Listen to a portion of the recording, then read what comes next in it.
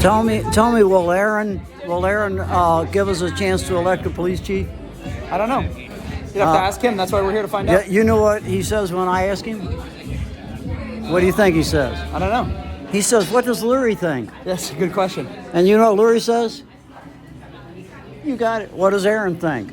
You know, it's the first one that does that and gives 470,000 people instead of one person the opportunity to choose is going to be the next mayor. I'm full of shit, but you know what the hell? You got to do something for a hobby. Yeah, there you go. I'm old, man. I'm retired. You know. Okay.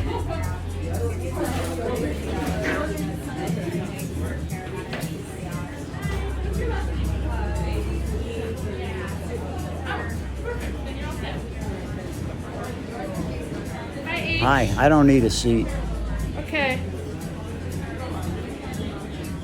Hey, Matthew, how you doing? H. Brown. I got a blog. I said, how you doing? This is my hobby, politics. I'm going to get the crowd because they're more interesting. I know what Aaron's going to say. Says the only thing I want him to say is he wants to give us the power to elect a police chief. Really? You think it's working the way it is? I mean, we haven't. The people haven't picked a police chief for 100 years. It's not my idea. Michael Hennessy. You know Michael Hennessy? You know who he was? Sheriff for 32 years. Anyway. I have a whole row of chairs. The woman's talking into the magical microphone over here. There's a whole row of chairs. Here, let me get all the way over here. Yeah. There's so many seats, guys. Let's fill this whole space. There's people waiting outside, too. Good energy. Yeah, no empty seats in this building. Make new friends, meet new people. I'm just going to ask you not to film other people. You can film what's happening on the stage, but can we not film other Okay, people? of course. I didn't pan the audience ever when they started laughing or something. No. No, just let's just focus. Okay. Well, I will. You know, watch it behind you. I'm old and I'm new at this. Yeah. Just film what's happening on the stage. Yeah. Hey, guy. Hey. I told you I'd get in. I'm going to sit here because this is a better view.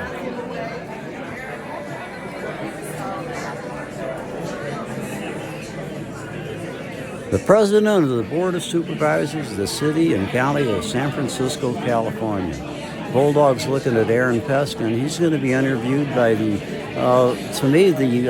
best MC in town for politicals is Joe Eskenazi of Mission Local. I've known Joe for, 25, 30 years or something.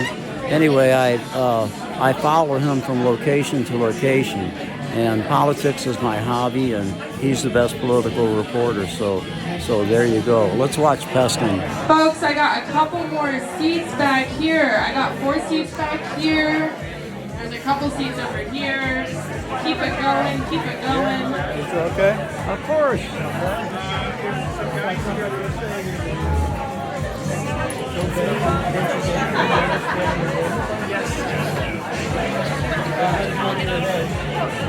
What do you think they're talking about?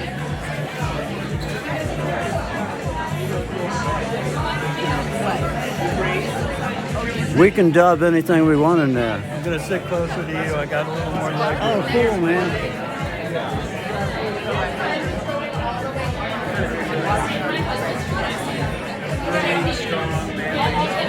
Hey. Joe Eskenazi arrives, the MC.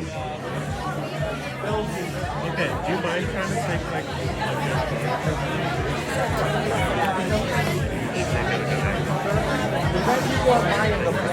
Angelina, who's the floor manager here, asked me not to film the crowd directly, so I'm not going to. I'm a rookie at this shit. I'm old in years, but I'm new at this. So here we go. Eskenazi and Peskin yab it up. These guys have known each other for at least 25 years. When I didn't paint my car, I couldn't imagine why I was wanting to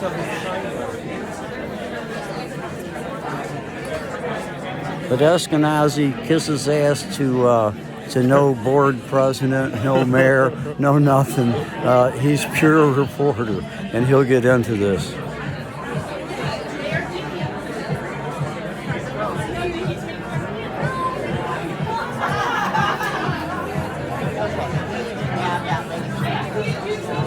You know one thing, folks, these two people are prepared.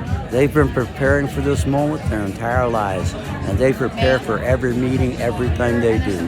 Back here. Thank you. Meticulously. Okay, folks, while we continue to fill every single seat in this room, there are note cards by you. You might be sitting on them if you didn't look. That's how we're doing questions today. So if you see a note card, please fill them out, raise them in the air, and I'll come to you slowly but surely to get them. Angelina. Yes. I'm not going to ask any questions tonight. Okay. Whoa, that takes some pressure off. Angelina is the floor manager here. She runs pretty much all of the events, and the front is, I think, well, she runs the whole place, but I think they've got somebody up front too, because this is a lot. Full house as we expected. We're both kind of noticing.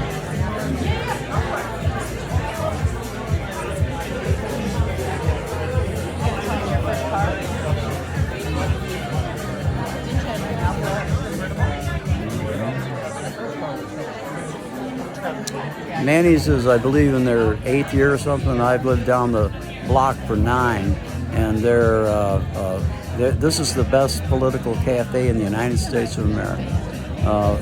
It's it's Democratic generally. In the last election, 20 of the 25 candidates who ran for Democratic nomination for president came to Manny's to speak. So that's the kind of draw it's got.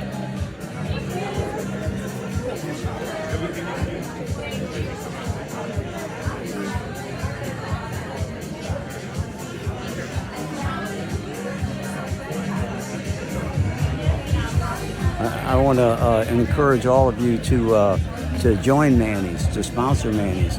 I make $1,370 a month, and I spend 10% of it on giving to local media around the mission where I live, and I've been involved in local politics here for, I don't know.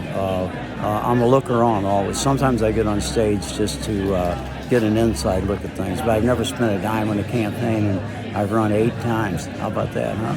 Getting up there. Was trying to run in every district, but now I this time I didn't have to move. They moved the district for me. Anyway, let's watch the stage.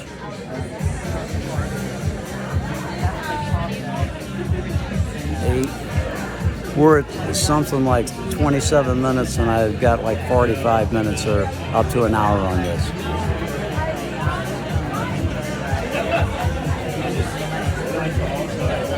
Right, yeah.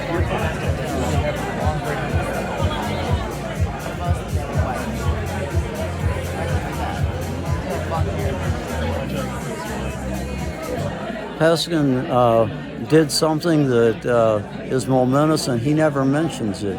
Did you know that from 1850 until 2000, the city fathers filled 40% of the bay, and Peskin stopped a it? little excitement, not a lot. I was like, damn, I know it's Friday evening, it's a little hot, but come on. Welcome. How many of you have never been here before? This is your first time. Whoa. This half of the room is new, this half isn't.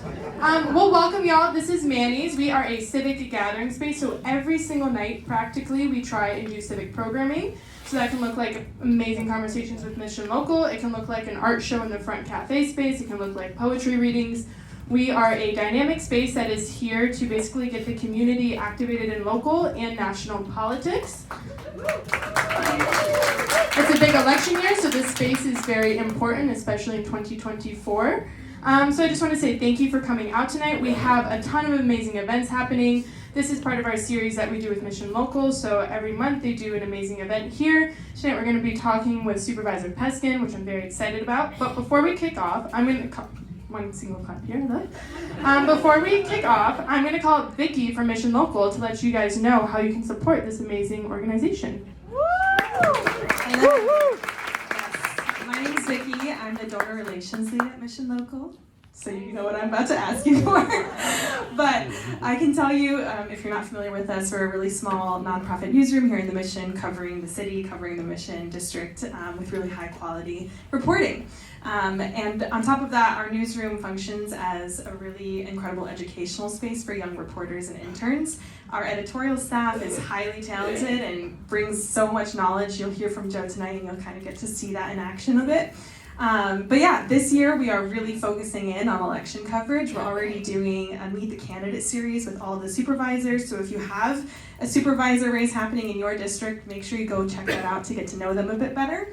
And we just started a See How They Run series following all the mayoral candidates. So it's a really good spot to get some juicy intel. But there's tons of QR codes all over the room where you can scan, and it will take you to our donation page where you can donate any amount. And I can tell you that this month in May, we have a 25K match. So any gift you give will be doubled. It will be twice the impact. So please go and fill out that form. We really appreciate it. Thank you.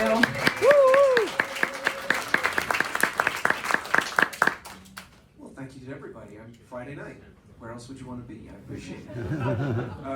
Aaron, thank you for coming. I appreciate you coming on this event. Start out with a hard question, which is I think clearly the burning issue that's on top of everybody's mind is what was Kamala Harris like in grade school? She was smart on crime.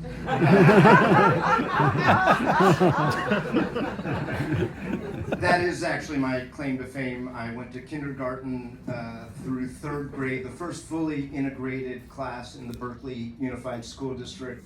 I was born in 1964, and Kamala and I met in 1969 in kindergarten, and I will show you after, but when Biden nominated her to be her running mate, my mother dragged out all of the class pictures, first, second, third grade, and you can figure out which one is me and which one is Kamala. But we grew up in a remarkably diverse, integrated K through 12 environment, and it, I think, informed who she became and who I became.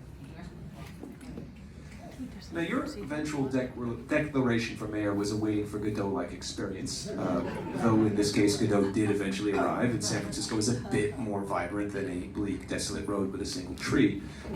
Please explain to us why at long last you did arrive. You ask questions the way you write articles, Joe. Which I have to say is always a pleasure. It's a pleasure to read you. You are the bard that keeps San Francisco accountable. It was a tough decision. I've done this for a long time. I have a family and a loving spouse, and we love to travel. Thank you for being here, Nancy, and supporting me in this. I think that San Francisco is at a crossroads, and at a certain point, I decided that retirement was not an option, and going back to buying water rights for Indian tribes in Nevada was, it's important, but was not as important as the future of the city that we love. Yeah. Now, I remember a couple decades ago, whenever your name came up to run for mayor, I believe you yourself said that you were not a citywide candidate, which is not what you would say now. So what has changed? Well, I want to thank the good people of District 3 who are in this room, the northeast corner of San Francisco, which includes Chinatown and North Beach and the northern waterfront and Russian and Knob and Telegraph Hills and the upper Tenderloin and Polk Gulch, who have seen fit to elect me 5 times. And that's given me a lot of experience. I've learned, when I first ran for office, I didn't know anything about water delivery policy. I didn't know anything about, all I knew about was tenant landlord. That I kind of ran on that. And I've been steeped in all sorts of policy, and in that 17 of the last 24 years, I did a Jerry Brown. For those of you who do not know, I served 2 consecutive terms, which is what our Constitution, the Charter allows, and then never intended to run again, and 7 years later, in some weird circumstances, ran again, and that was 9 years ago. So 17 of the last 24 years, 3 times I've been elected board president, and that has actually put me in a position to not just be a district supervisor, but to be a citywide supervisor and make citywide policy. And it takes me to the Excelsior, and it takes me to the Park side, and it takes me to the OMI. And so I guess in those 24 years, I've become viable as a citywide candidate. Is it because of how you have changed or because of how the city has changed? That's a good question, Joe. I guess maybe I would retort with a different kind of question, which is what has happened to San Francisco that this kind of candidacy was lacking? And what happened that the top candidates in this race were very similar, had very similar ideological perspectives? That wasn't the case historically in the days of Art Agnos. That was not the case in the days that Tom Amiano challenged his lordship Willie Lewis Brown. That has been the case lately. So I guess the city has changed, and I think we're all aware. I'm used to lopsided elections. I'm used to being outspent 3-1 or 4-1, but that landscape has changed as a handful of extremely wealthy special interests have invested now untold sums into local elections. So I think that's changed the landscape. Would you have run if there was a suitable candidate, or did you just think this isn't good enough? Listen, I struggled with this for a year. There were people in this room who would yell at me on the street and tell me to run, and it was not. I would much rather go live my next 10 years doing what Nancy and I love, which is backpacking and floating a boat down a river. But there was nobody else who rose to the occasion. That's the answer. Right. So, Aaron Peskin, what is a progressive and are you one?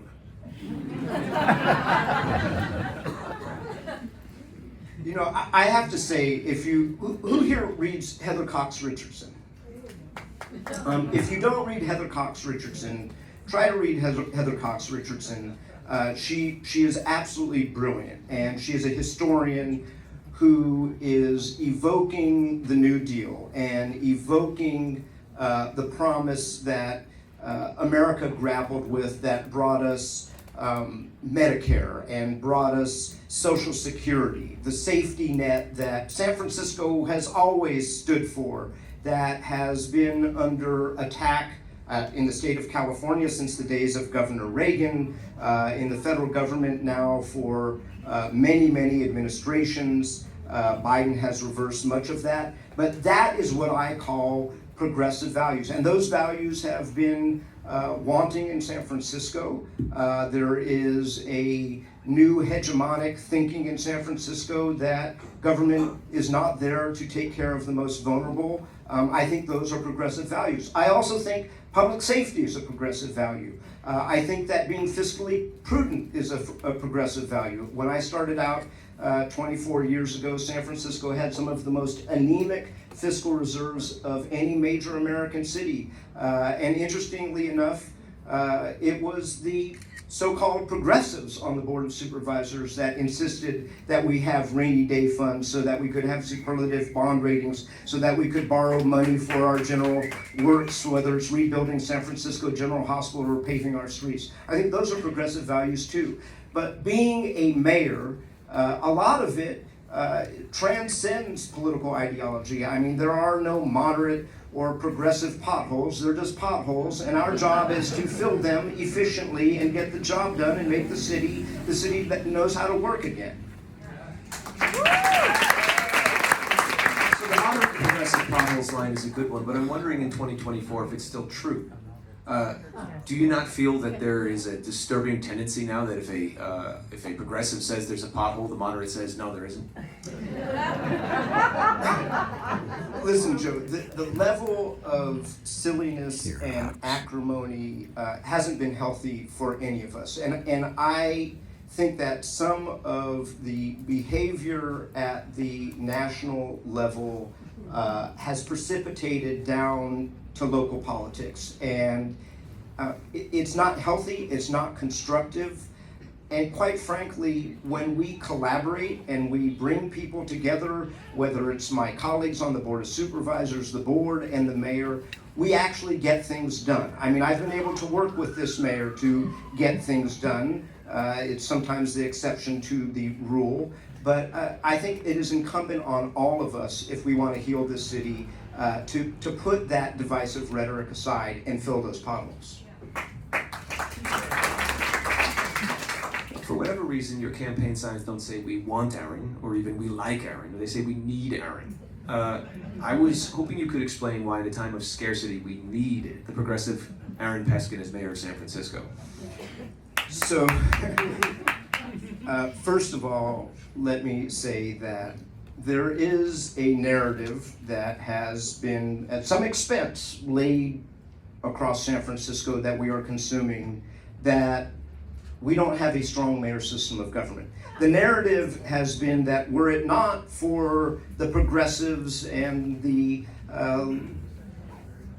liberal Board of Supervisors, I won't even call it a progressive Board of Supervisors, that all of our ills would be solved. Let me tell you, I have, in the 24 years that I have been on and off the Board of Supervisors, never had a progressive mayor. They've all been moderate to arguably conservative mayors in the San Francisco lexicon. And if you actually look what's happening at the national level, having a progressive chief executive who has extraordinary powers has worked. I mean, look at how many people this government has put to work.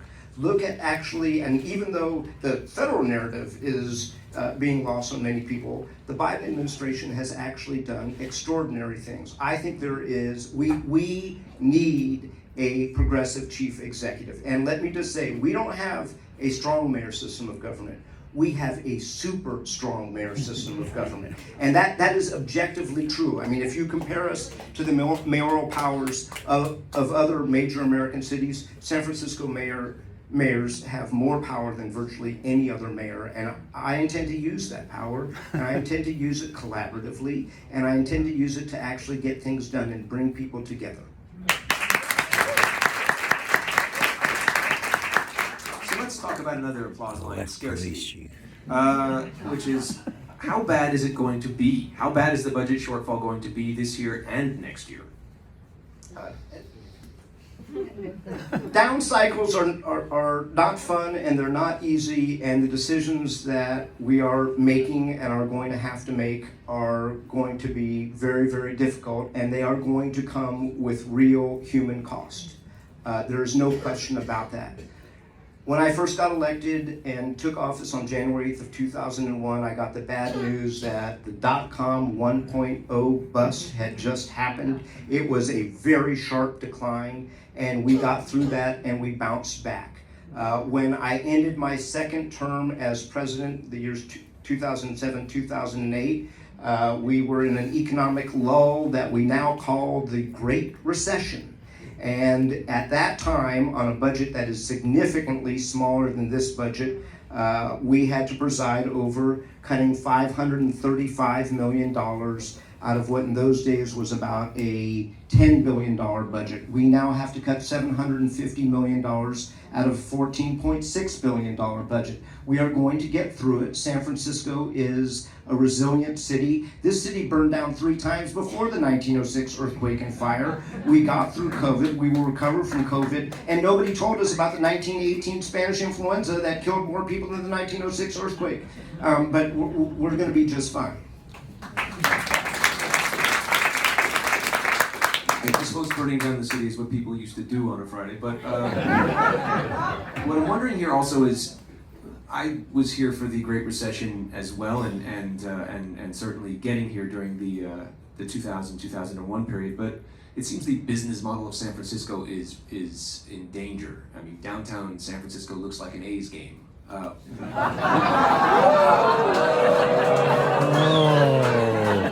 way to go, Joe. Yeah. Fortunately, San Francisco is not being run by the Fishers. Hey!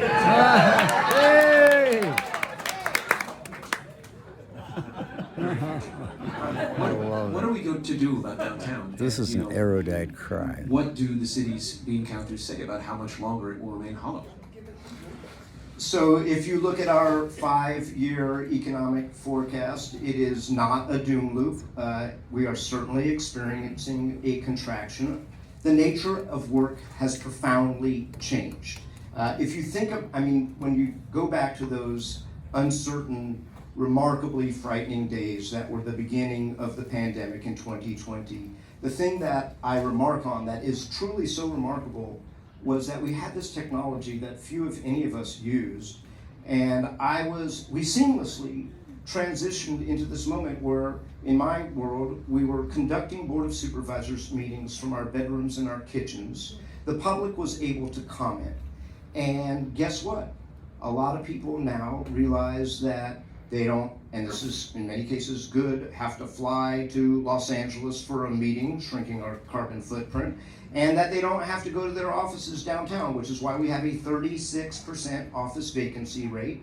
But there is a lot of opportunity in scarcity, Joe, and those opportunities are rethinking a downtown and thinking about the midterm and long term. San Francisco's downtown, and I say this, that's where I met my wife in the 1980s, was never a place you hung out. After work, we would go to the Castro, or we would go to the Mission, or we would go to North Beach. It was not a 24-hour neighborhood. This is actually an opportunity to turn San Francisco's downtown into a destination neighborhood, and the prices are right to do that. We can inject residential into the downtown core. We can bring arts and culture and a string of neighborhood parks into the downtown core, and I think we should see it as an opportunity.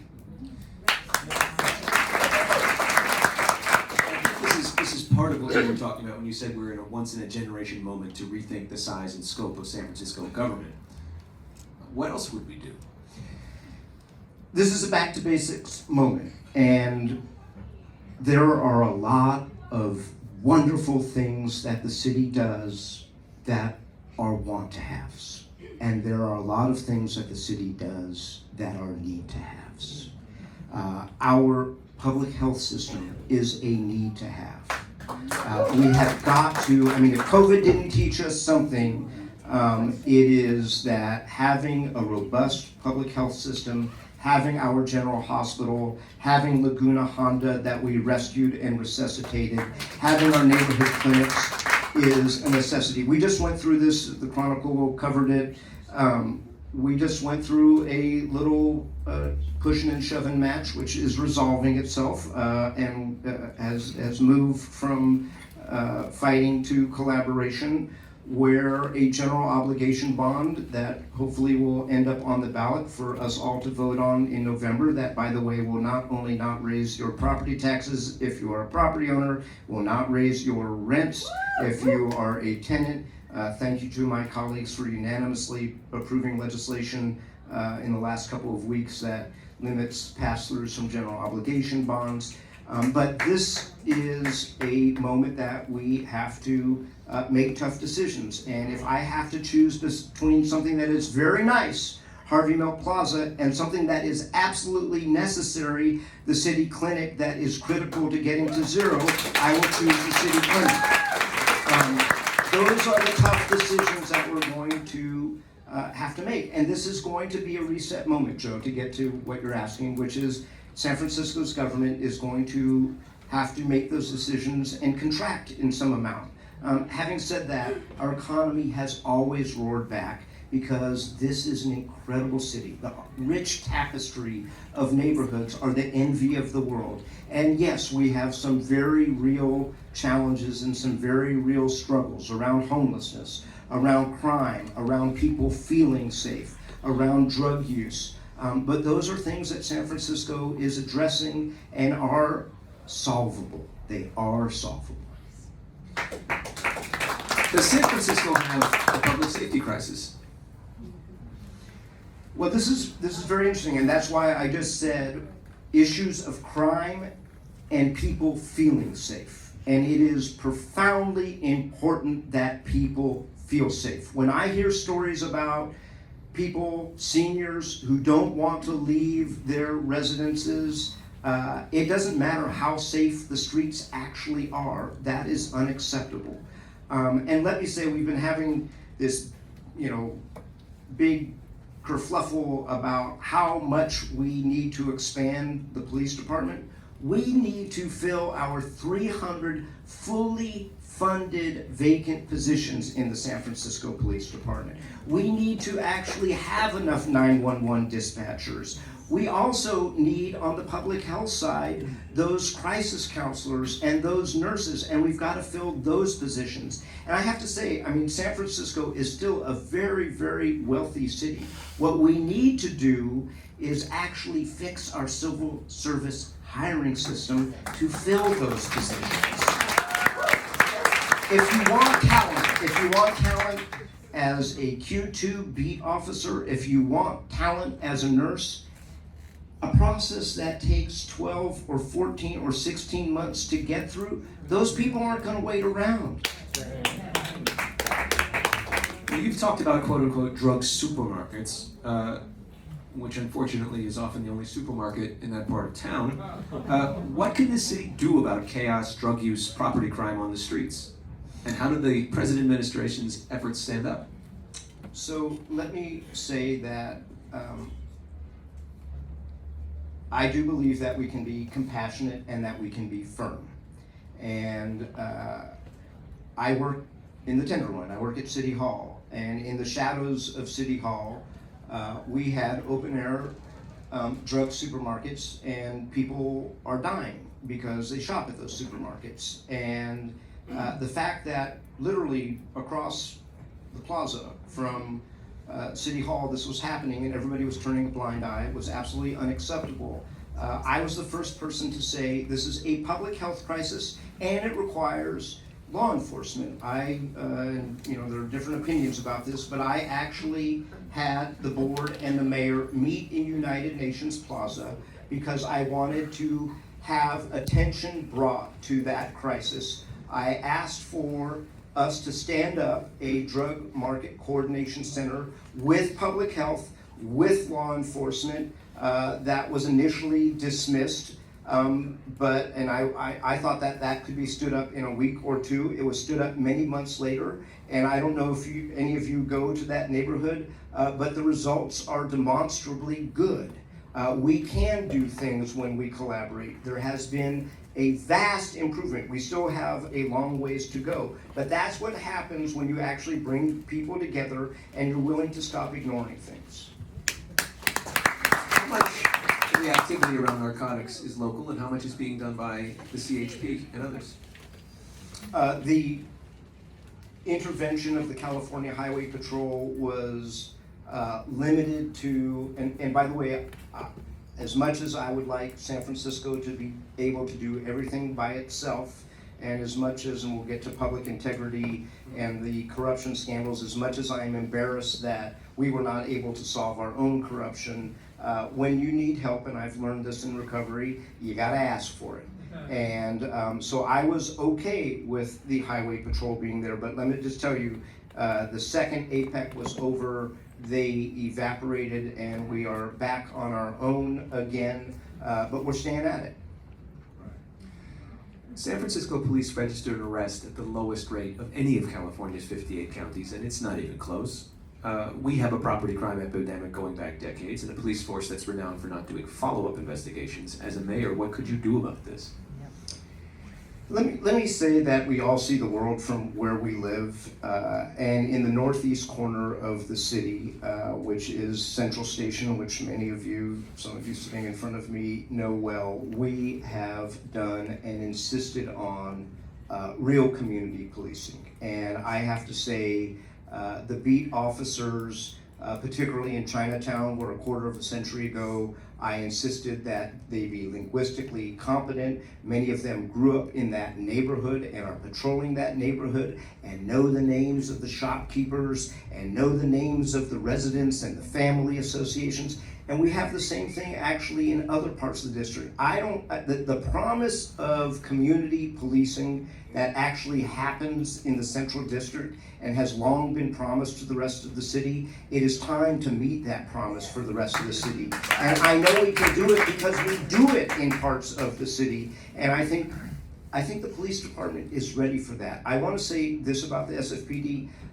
They did not have to. They could have walked away from the Department of Justice's 272 recommendations, but they actually stuck with it for 8 years, and a couple of weeks ago actually implemented the last of those 272 recommendations. I want to work with the police, and by the way, this is also goes for all things, which is when you treat folks with dignity and respect and hold them accountable and tell them that they're doing a good job, they want to work for you. And so I want that to be a part of this administration. So if the good people of Together SF get their way, whoever becomes the next mayor will have a greater share of the appointees to the commissions, the ability to terminate the commissioners just like that, and the ability to hire and fire department heads, which leads to the question of who would Mayor Aaron Peskin fire? I was really excited about talking about the Together SF rewriting of our Constitution, but then you took that sharp turn there, Joe. We can talk more about that. So, for sure. apropos that question, let me say that this city is full of smart people, and the city's working women and men are full of very smart people. And most of our department heads are very, very smart, very experienced people. They need an environment that nurtures that. They need a leader who is going to help them collaborate. Many of the ills that we face are not simply, I mean, maybe if it's the water delivery, it's easy to say, Public Utilities Commission, you gotta get the water from Hetch Hetchy to our faucet.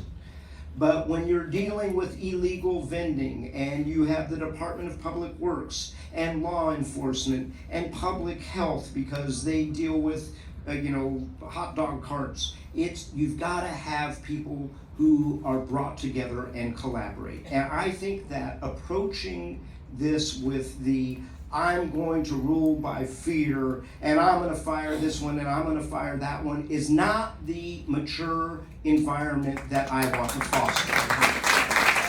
And I can say this, Joe, which is, if I become mayor, there's certainly going to be a different chief of staff. There's certainly going to be a different mayoral staff. And by the way, the city won't be run by the chief of staff, it will be run by the mayor.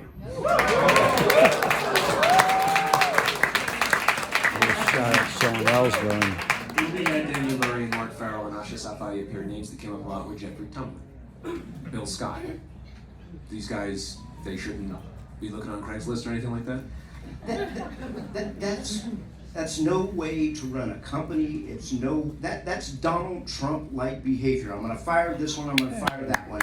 I want people to be their best. I want people to come to work every day wanting to do their job. Running for mayor and starting to create the politics of fear is not what the city's workforce and not what the city's population need. They need somebody who maturely wants people to be the best they can be. That doesn't mean that I won't make decisions and that people might not be the best fit for a department, but I don't think that's the right way to foster the kind of collaboration and the kind of spirit of coming together that this city needs and deserves. Well, I'll get off of that with this one, but you would be able to collaborate with Phil Ginsburg?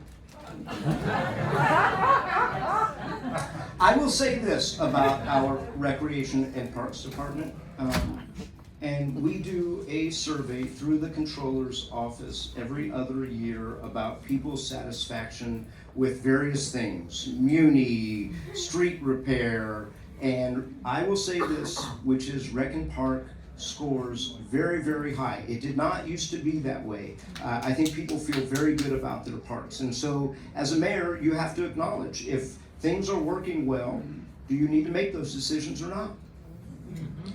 I would say the libraries work very well. The libraries work very well. I think that the libraries are doing, and by the way, a lot of this is thanks to the voters. I mean, this is a city with very smart people, and it's also a city with very generous people. The fact that we have well-funded libraries when other cities are closing their libraries is really thanks to all of us. We have a good Department of Elections. We have very nice parks. They do a great job with the Little League. and everything else. But Are your kids in Little League, Joe? just the one. I was going to ask, you kind of brought this up with, you can't avoid the fact you've been in government a long time. There's so many people in San Francisco that it's kind of like the caretaker of the Overlook Hotel. They've always been here. And most people would say that the government of San Francisco isn't working its best. So how do you convince voters that your experience in government is a benefit and not a detriment? I would start with this, which is I have never run for any other position. I never used the Board of Supervisors to run for the state assembly or the state senate or Congress. My devotion, my love has been solely and absolutely to the city that we love. And by the way, and I'm not saying this by way of some kind of silly remark, this is not what I intended to do when I grew up. I did this for 8 years. I left this. I was called back. Along the way, I have garnered not only experience, but deep understanding into how each and every department functions, how they work with one another. I think that I can now harness that 25 years of experience as the chief executive of San Francisco in ways that no other candidate for that office has had that level of experience. How reasonable an excuse is it, as with your experience in government and people probably not liking government as much as parks or libraries, even though it's part of government, how much of an excuse is it that we have a super mayor system, as you put it? How do you explain to people the abridged nature of the power you've had? I mean, it's a basic civics lesson, which is that the legislative branch of your local government is not a co-equal branch in San Francisco under our Constitution, the San Francisco Charter. And remember, everybody loves their congresswoman. We love Nancy Pelosi by and large, at least 78% of us on an annual basis or every other year basis. But boy, do we hate the United States Congress. So, I mean, that's the reality of a legislative body. But to answer your question, Joe, the Board of Supervisors, by design, doesn't get to pick up the phone and say, Chief, I think you should deploy more cops in the Tenderloin. As a matter of fact, this mayor called up the chief and said, I want you to take officers from every station and deploy them at Union Square, which resulted in 100,000 hours of overtime that sent a bill to the Board of Supervisors last year in the amount of $27 million, which I voted for because they'd already spent the money and they had to be paid. But so, I mean, that is the reality. That is, by the way, the charter says that a member of the Board of Supervisors cannot interfere in the workings of the executive branch, punishable by removal from office. So it is, I mean, I can suggest things, but it is technically illegal for me to call up the head of Public Works and say, thou shalt clean up the mess on the corner of Valencia and 16th Street. That is reserved to the executive branch. This is the way our Constitution is written. This reminds me of reading Talmudic literature about how to, on the Sabbath, suggest that people will do well by putting out the fire in your home without breaking the tenets of ordering someone to work. Well, this is the Sabbath. Yeah, it is. So let me ask you this. Are we in a housing crisis? I believe that we are in an affordable housing crisis. And I actually have, I think, some very real solutions for that. And let's start on the prevention side. The best housing that we have is the housing that we live in. And taking steps to continue to do what San Francisco, I think, has done very well, which is to make sure that people can age in place and don't end up adding to our homeless population, is profoundly important. and that is rent control, that is eviction protections, and I have stood for that from the first day I was elected until this day. And by the way, I believe that, and we're going to have this chance in November, that if the Costa-Hawkins Act, which is the state law that preempts us locally from applying rent control to buildings built after 1979. If the voters of the state of California get rid of that in November, I believe that we should extend rent control to the 40% of renters that are not subject to rent control in San Francisco.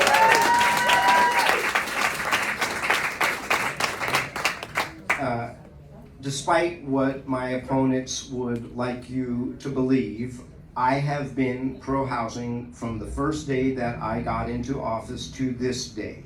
I carried the legislation for the rezoning of the eastern neighborhoods. I have voted for the Rincon Hill Plan, the Park Merced, Central Soma, Western Soma, Balboa Park, the Shipyard, Candlestick Point, over 100,000 units of housing.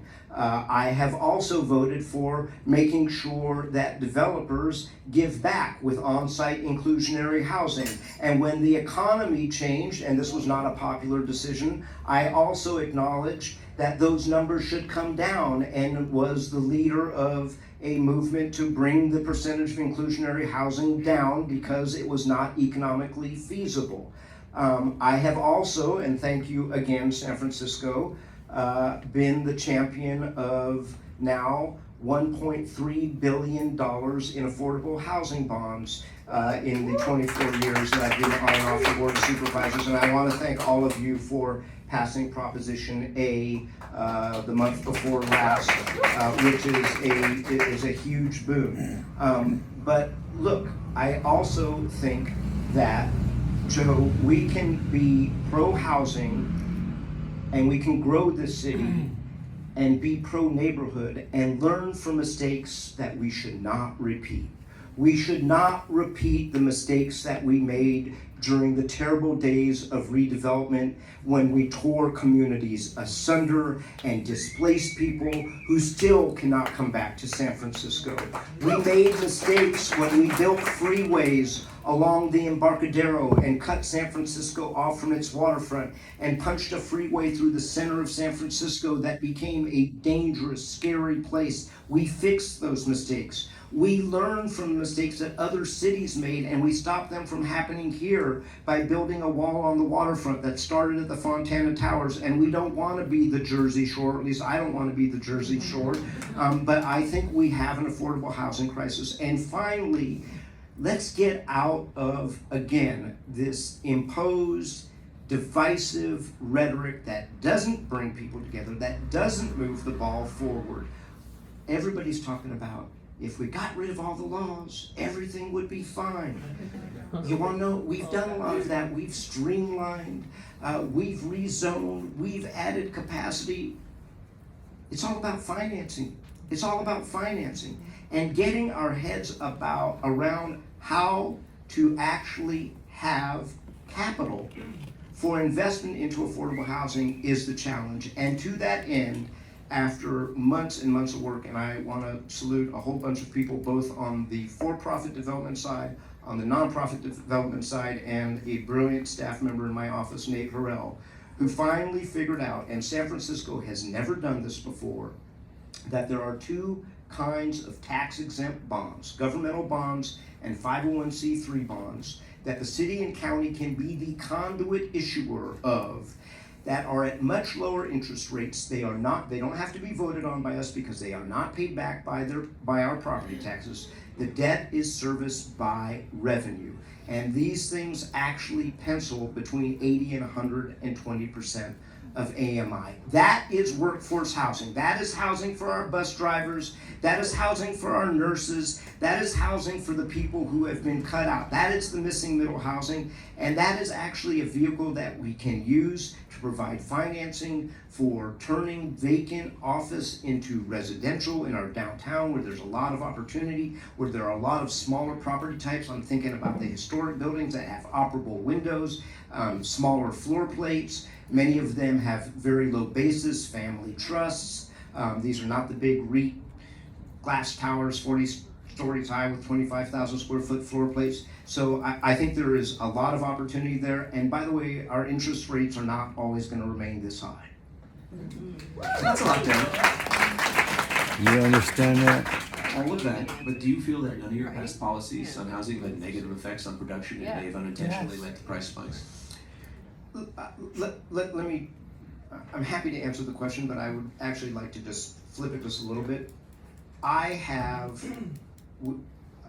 just told you about the forest. I fought a few trees here and there along the way that were square pegs that did not fit into round holes, that were going to gentrify neighborhoods, that were going to displace people, and I have a reputation for that. But that was me listening to communities. Much of it in this neighborhood, in the Mission, as well as in the Tenderloin and in Chinatown, neighborhoods that I think we have an outsized responsibility to listen to. But to your question, no, I am very proud of the inclusionary housing policy that San Francisco was at the forefront of, that has been adopted all around the country. I am proud of the fact that those inclusionary percentages went up as the industry made more and more profit. And I was the first person to say, this is no longer economically feasible, and we cut those inclusionary rates almost in half. But no, I think that our policies have worked very well. Listen, it was just a few years ago, Joe, that everywhere you went in San Francisco, there were buildings going up everywhere. What did Ed Lee say? That the bird of San Francisco was the crane. What has changed is that we are slogging through the aftermath of a pandemic, a changed nature of work, and a lack of access to capital, which is not just San Francisco's problem, it's America's problem. So let me ask one more time. You have probably voted to enable more housing than anybody, but how much of it was in your backyard? Very good question. No, that's an excellent question.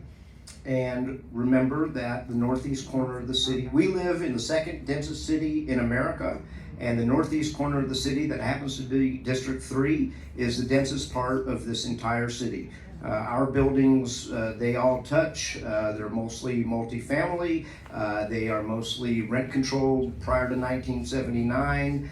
Much of it rebuilt uniformly after the 1906 earthquake. So we have a lot less opportunity sites than there are in other parts of the city. Having said that, going back to the tearing down of the Embarcadero Freeway, thank you, Art Agnos, when we got those parcels of land, and Willie Brown was the mayor and I was a newbie supervisor. He had a hotel plan for one and I forget what for the other, and one of them was going to be affordable housing. I am proud to tell you every single one of those are mid-rise, affordable housing, densely built, now for hundreds and hundreds of people, and there are more of those opportunities in the northeast corner of the city. I would like to turn the Kirkland bus yard at Fisherman's Wharf, which is a remarkable opportunity, into hundreds and hundreds of units of _affordable housing. You made recovery a key point in your campaign. I'm wondering, what have you learned as a non-dependent person, and how is your life different? What has replaced alcohol?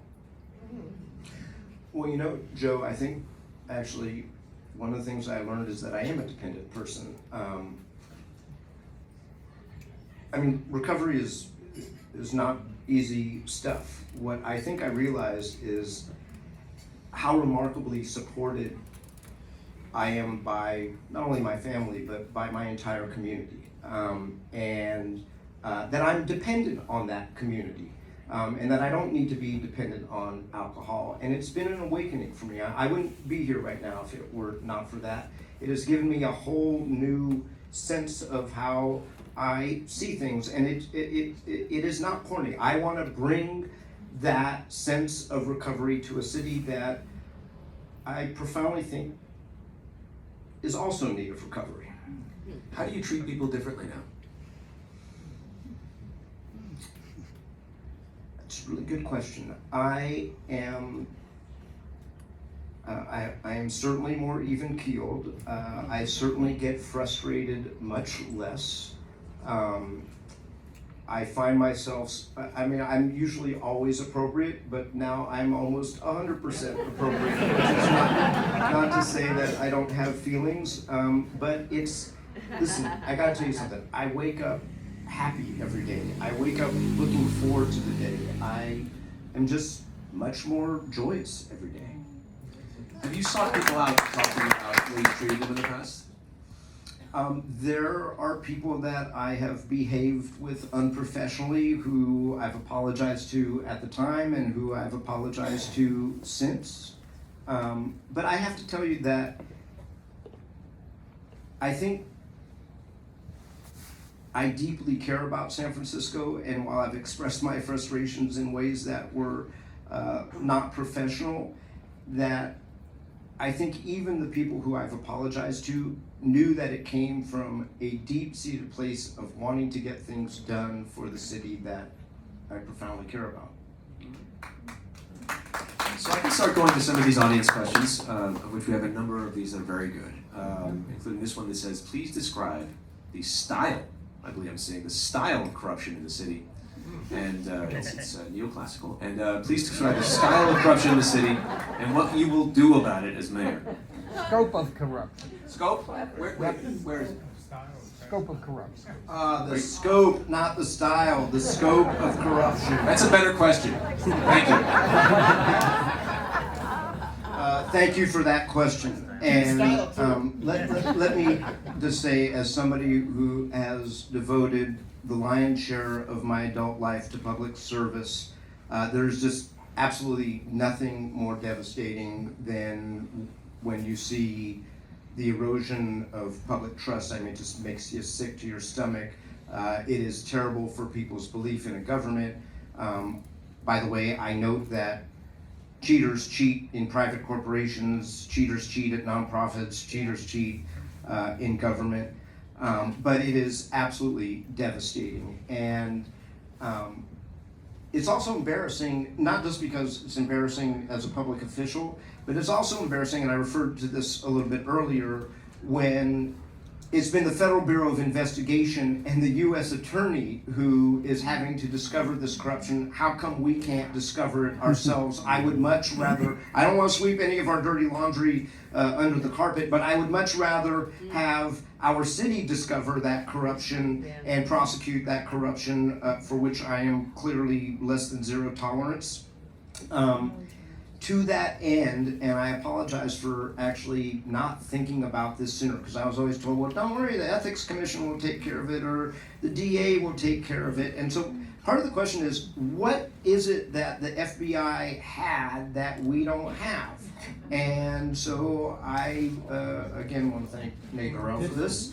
And the answer is, we didn't have the power of, or enough power of subpoena.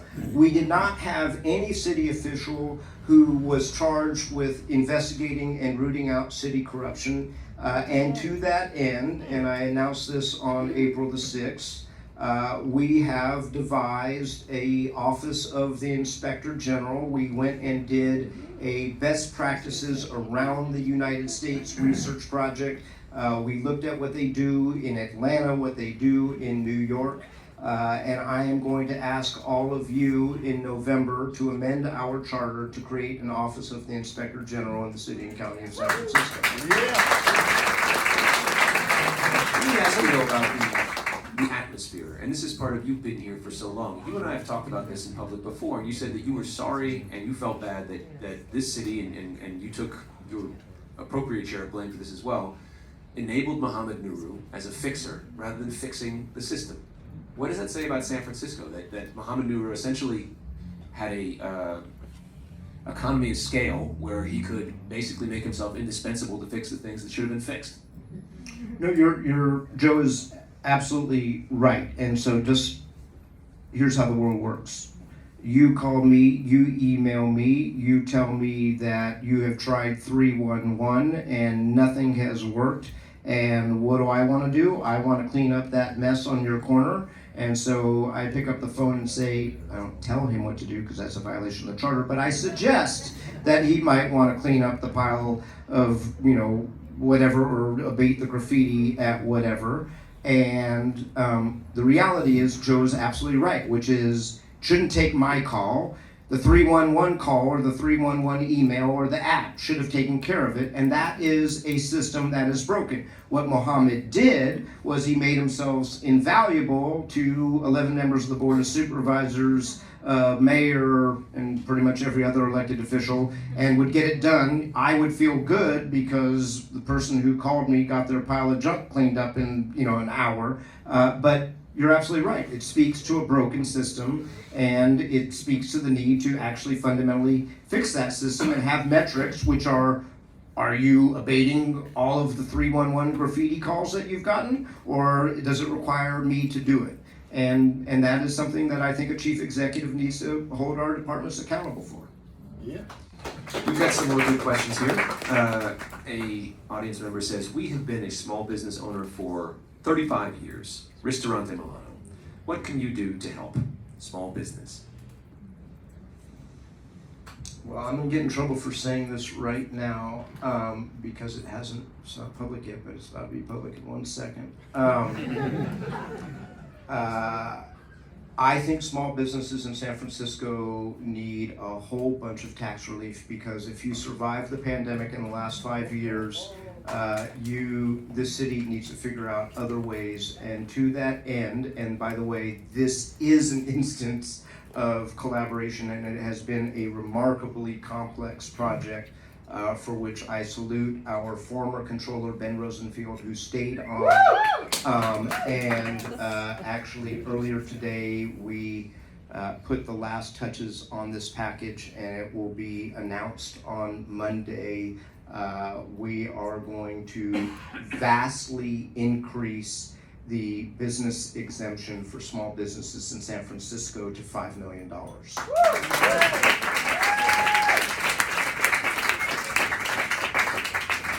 Tweet it out, Eugene. All right. We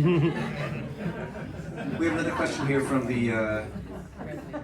We have a question that says, I'm gonna get I guarantee you that when I walk out of here, I'm gonna get a call from the mayor's chief of staff saying, "Did you just tell that to 200 people?" Yeah. how do you make sure that Prop 1 and Care Court will be established, will be implemented with accountability? That's a very good question, and let me just go back to, this is going to be a long way to get to your answer, Joe, but I am the son of two mental health care professionals. My father was a psychologist who taught clinical psychology at San Francisco State for 42 years, and I still bump into his students all over town. And my mother is a therapist who ran the East Oakland Youth and Family Center for many years when I was growing up. And they hated Ronald Reagan. And they hated Ronald Reagan because he dismantled the mental health care system of the entire state of California. And we have been now for much of my life been trying to piece that back together. And Prop 1 is an opportunity in that direction, and allows us to actually stand up facilities. It also, by the way, means that we're going to have to figure out how to operate those facilities because it doesn't come with the operational dollars. But going back to the Mohammed question, the answer is you have to have very clear metrics, you have to have very clear plans, and you can't put your plans on the shelf. This was the policy disagreement that we had earlier this week that I was referring to earlier, which is, in the old days, when I first became a member of the Board of Supervisors, because we have an endless amount of need and a limited amount of resource, that is reality, there was a fight every time a ballot was coming up about what general obligation bond, Dan Hodap, you probably remember this, what general obligation bond we would put on the ballot. Everybody had good stories. The Department of Public Health had lots of deferred maintenance. The Port of San Francisco had deferred maintenance. Everybody had deferred maintenance. And the answer was, whoever was best connected, told the best story, had the most friends, got their bond on the ballot. They all had real needs. And then about 5 years in, we actually decided we would create a law that required us to create a capital plan, that required us to inventory the entire city's backlog, whether it was public health facilities, fire stations, police stations, everything the city owns, and what the priority of refurbishing them, replacing them, or even abandoning them was. And you wanna know what? For most of the last 20 years, we've stuck to that plan. And that plan, by the way, says when we're gonna go out with bonds in what order. In 2024, March, we're gonna have an affordable housing bond. In November, a public health bond. 2026, a rec and park bond. Until last week, when all of a sudden it was the flavor du jour. And my point about this is, you gotta create a plan. You gotta stick to the plan. It requires discipline, it requires maturity, and you can't just go grab the next shiny object because it's gonna get you more votes. Yeah.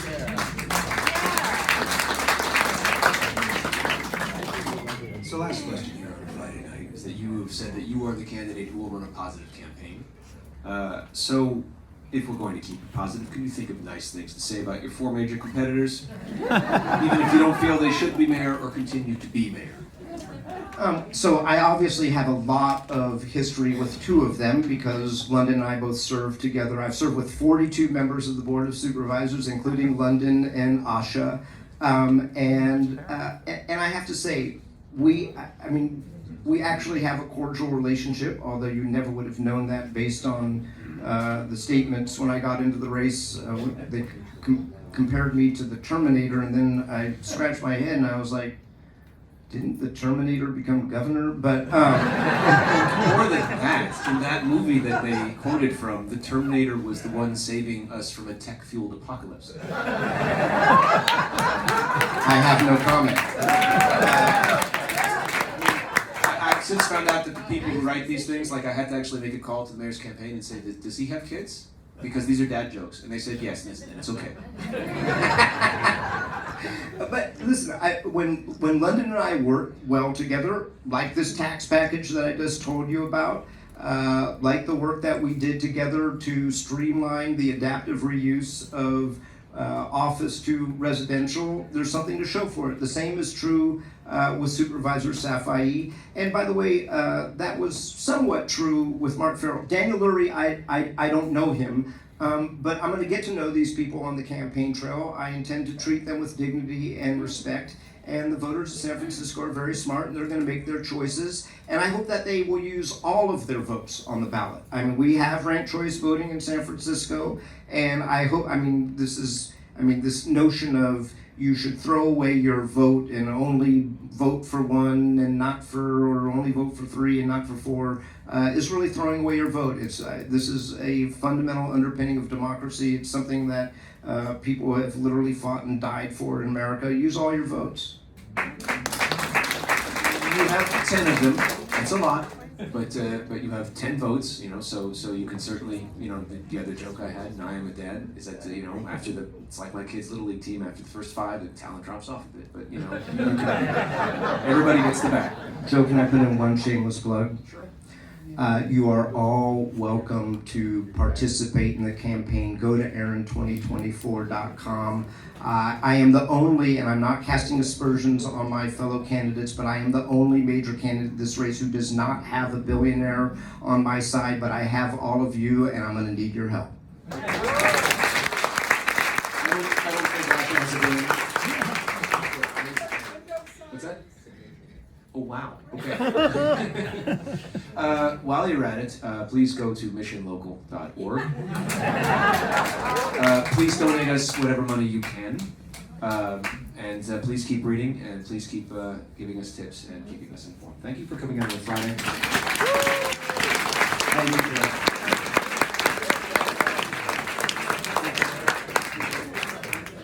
I'm going to kill that.